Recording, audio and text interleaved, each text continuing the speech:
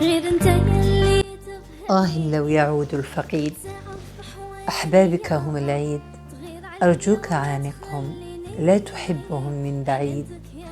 يحكى أن عزيزا كان بيننا، واليوم العزيز فقيد. سينقصنا ضجيجه هذا العيد، سينقصنا له على الرف ثوبه الجديد. والله لو عوضنا بمال الدنيا، سيبقى ينقصنا هو بالتحديد. سينقصنا صوته الذي كان يدوي كالنشيد. ضحكته ما كانت ضحكة، كانت تغريد. لو يعود الفقيد.